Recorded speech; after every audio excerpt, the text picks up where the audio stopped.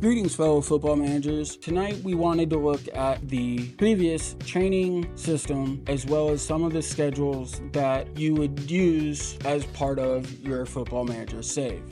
As some of you may know, the Chinese community did tests to come up with the ideal training schedule that would maximize the development of your players. While this is really helpful information to know, what ended up coming out of those tests revealed how broken the training system really is in Football Manager. When I say broken, it's because the ideal training schedule is not realistic to what any team really would be using in real life. On my screen, I do have an example of one of those ideal training schedules. As you can see, you're training quickness once a week. You have one overall training, 2 match practices, 1 goalkeeper training of one-on-ones, and then I even added on my own the match review and team bonding because I always feel like I need to have that after every match. And once again, we can see how unrealistic this training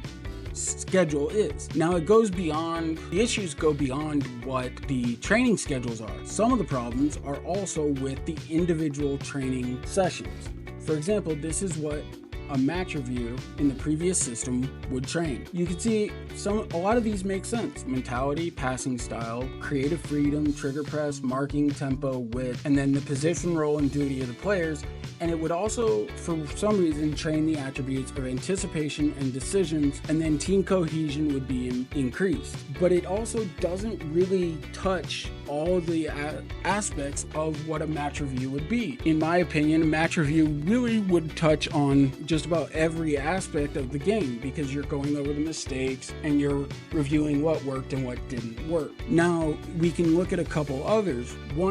Another example is the general defending. Now you can see that it's broken up into 3 groups. You have your defenders training 60%, then the outfield players 20%, and goalkeepers get trained in another 20%, which maybe that 20% is a little high. Now, you can see the attributes that are being trained: heading, marking, tackling, technique, aggression, anticipation, concentration, decisions, positioning, teamwork, and work rate.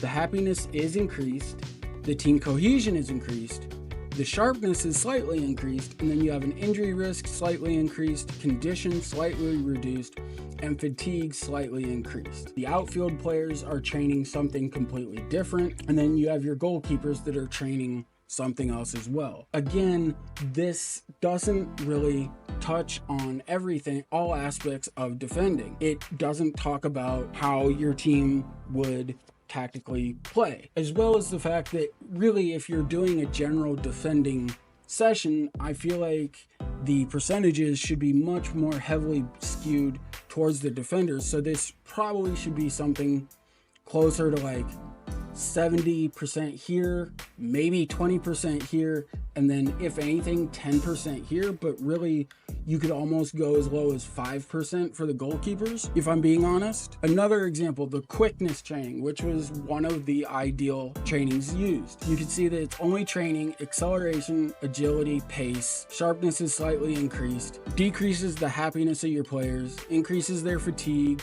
their injury risk, and their condition. While acceleration, agility, and pace are all part of quickness training, I would also argue that if you're going to train agility, you should also be training balance. And then on top of that, there are other attributes that you would want to include. I think that this limits severely what the quickness training is actually touching on, and it could be argued that it does more than just what these attributes are that are shown. Another example, here again, we have attacking shadow play. And once again, it's broken into 3 groups, 60%, 20%, and 20%. And if you look for attacking shadow play, it touches on anticipation, composure, decisions, off the ball, and teamwork. Over on this side for the defensive, anticipation, concentration, decisions, positioning, teamwork. And then for goalkeeping, same thing. So it doesn't vary much based on the position group. I don't think that the attacking shadow play should really touch on the teamwork of the goalkeeper. On top of, for the defensive focus, it should be there should be other aspects included there. And once again, I think for the attacking portion, the goalkeepers shouldn't be getting trained 20%. I think that does increase the fatigue of the goalkeepers unnecessarily. We're going to go over a couple more, and then I'll leave you with a couple more notes. For ball retention, first touch, anticipation, composure, decisions, and teamwork. It's again broken up 60, 20, 20. Goalkeepers do have a part to play in ball retention, but I would argue that it's very minimal. Also, what I find very interesting is part of ball retention, there's no passing being trained. Passing is arguably the most important part of ball retention, especially when you are talking about the decisions. You need to work on the passing. Also, for your fullbacks and your wingers, you would probably want to be working on crossing and most definitely be working on the dribbling aspect. But there again, it's not included. So this training schedule isn't ideal, and it's not, I feel like, correctly going after the right parts. Here we have goalkeeper training, and once again the percentages 60, 20, 20. For the goalkeeper training, there should be a much higher percentage. This should probably be 90% goalkeepers, 5% attacking, and 5% defensive. That way you're maximizing the time that your goalkeepers have. And here again, this is just for one-on-ones, but again, you look at the attributes and it's severely limited as far as what they're actually training. I would suspect that really, if you're doing a one-on-one training, it touches on a lot more of the goalkeeper attributes than what are being shown here, which again speaks to how unrealistic these schedules actually are. And lastly, I just wanted to show this one, which is the recovery session. For recovery, you notice that injury risk greatly reduced. That's more than accurate. Attributes, it somehow trains natural fitness, which there is some use of natural fitness, but not really. And again, by training natural fitness, you are taking up current ability that you probably would want put in other areas. The condition is slightly increased, which is good. Fatigue is slightly reduced, and sharpness is slightly reduced. I would argue that the recovery should not reduce sharpness. In fact, it should probably have no effect on sharpness or increase it, because you are simply helping the players' bodies recover to stay fully fit instead of getting hurt. So like I said, I wanted to give a couple of conclusions. So in conclusion, we have discovered how broken the training system is for Football Manager 24 in the vanilla aspect. The good news is that here at FM Match Lab, we have done some work and we have adjusted these training schedules and adjusted the training sessions or system. Also, I'm going to be covering that in detail in another session that I speak to you guys, and we'll go over in more detail how the new system works, as well as how it affects the development of the players and how much more balanced the players are when they reach their top ability.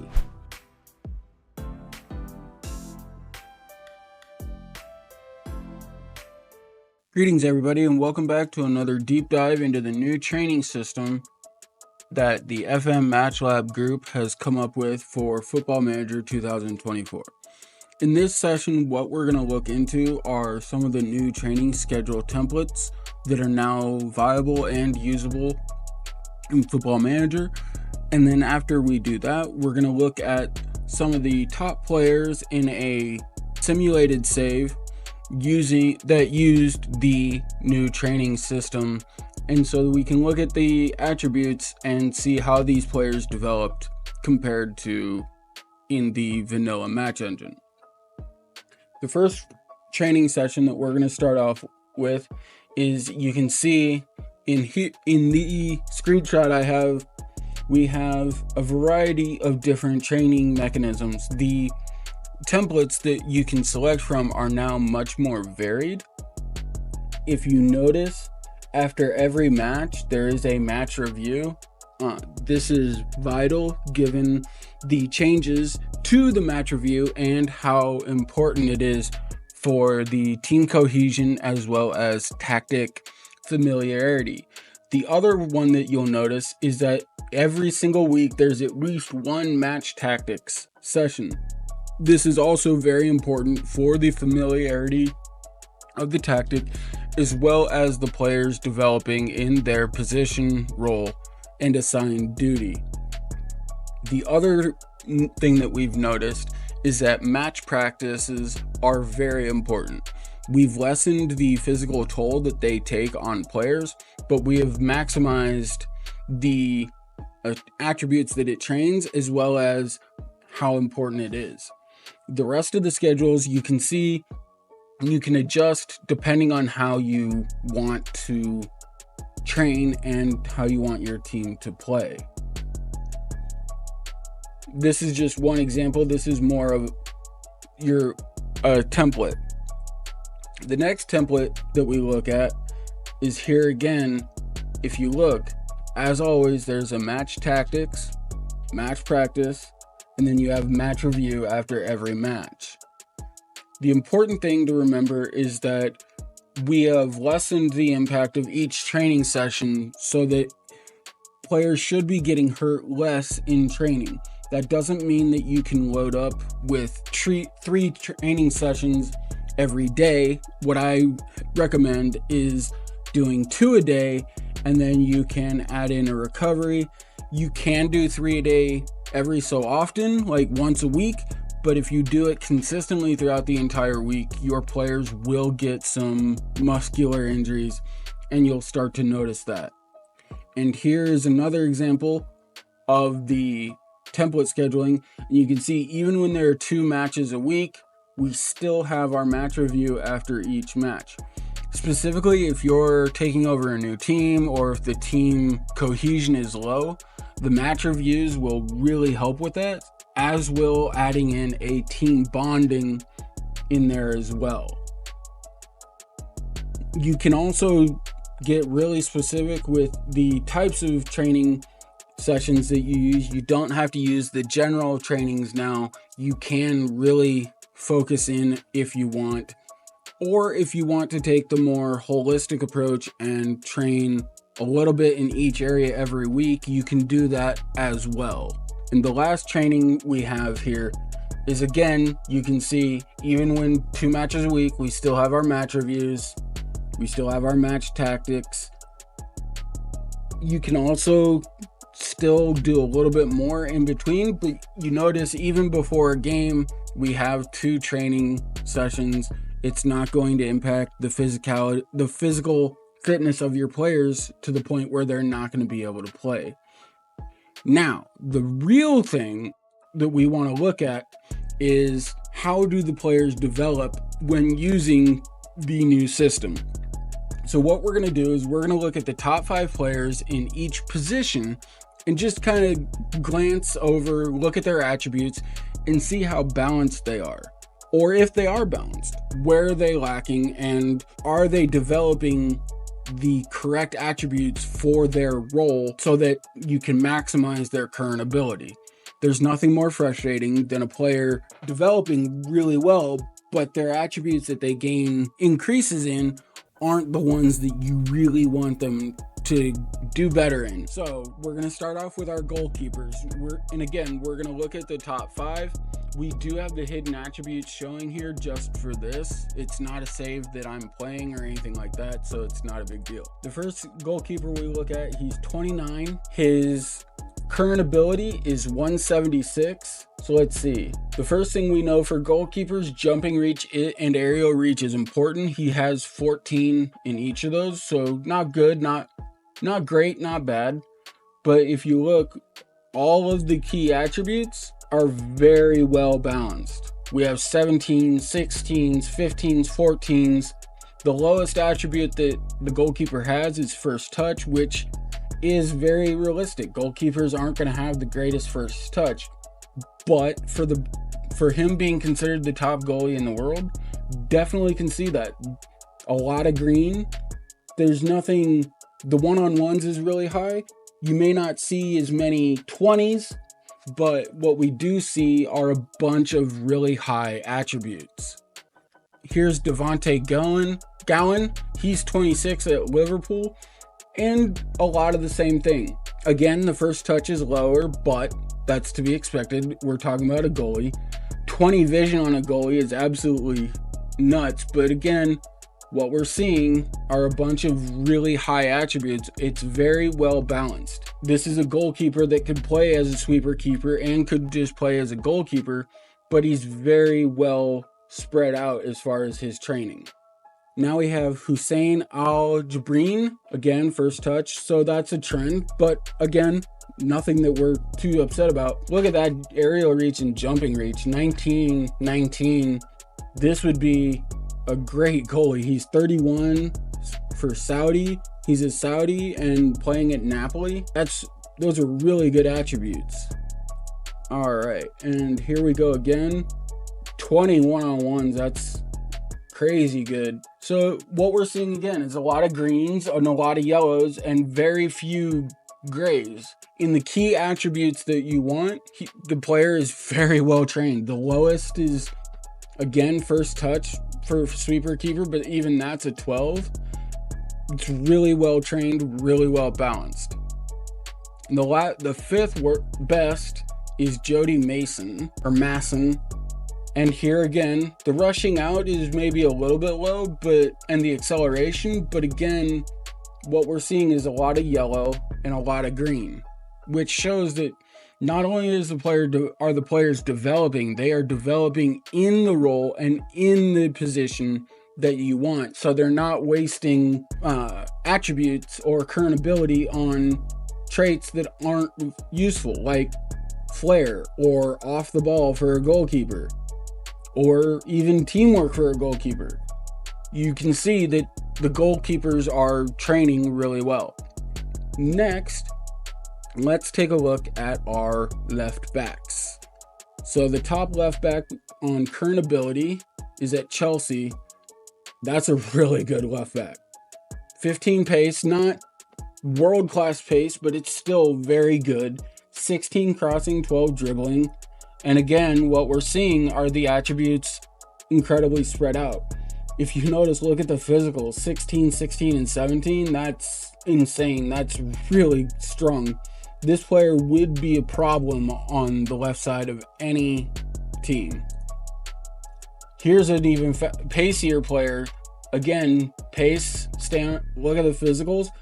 But not only are the physicals developed, look at our technical skills. We got 17 crossing, 12 dribbling, 16 technique. Still really good at defense for a left back. That's really strong.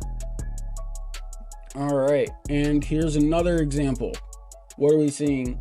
So here's an example, not with incredibly high stamina, still really strong pace. This is allegedly, this player could be played as an inverted wingback. I would argue that you could still play him as a fullback if you wanted to. The dribbling is a little bit low, but if you're going to play this player as an inverted wingback, you can see that he is well developed to play that specific role. And here we go. Here's another example, a fullback on support. The pace, again, not great, but once more, we have incredibly well-balanced attributes. I feel like I'm repeating myself a little bit here, but the attributes are really well-balanced and spread out. The current ability is used all across the player's development. Here we go, a 28-year-old Namibian. So here again, the physical's not quite as high as the others, but again, still really reasonable. You've got great pace, stamina. The dribbling is a little bit low, but there's no doubt that if you wanted to develop the player, if you started this player developing with higher dribbling emphasis, this player would absolutely develop that and would have no problem with that. Let's look at our central defenders. All right. And this is a world-class central defender. Really good pace, 17 jumping reach, 15 strength, 17 heading. This is a world-class center back. And look at how spread out these attributes are. There's nothing wasted on the corners or the crossing or the finishing. This player has been developed to be a center back and is a very, very good center back. Here's another example this of a ball playing defender, not the greatest jumping reach, but still decent enough. You could still play him. The pace is still good, but look at the passing, the technique, the vision is high, positioning. This player, even if they're not the greatest aerially, you could play this player, especially in like a 3 at the back, and you play him on the wide side. If you have a taller center back in the middle, this player would be more than capable. All right, here's a more well-rounded center back. We have 15 jumping reach and just 15s all across the board. 11 bravery, not the greatest, but not the worst either. This player is definitely still good. 15 passing, 16 vision for a center back. This is a very well-rounded center back. Here we go. We can look at more, and once again, the strength maybe not the greatest, but what we're seeing, the jumping reach is there, first touch, the marking. These center backs are all very well trained defensively, and they are more than capable of holding their own as far as ball retention, but there's just no wasted CA and other attributes that you probably wouldn't want a center back to have, which is ideal when you're talking about maximizing players and maximizing their development. Let's go to the right backs.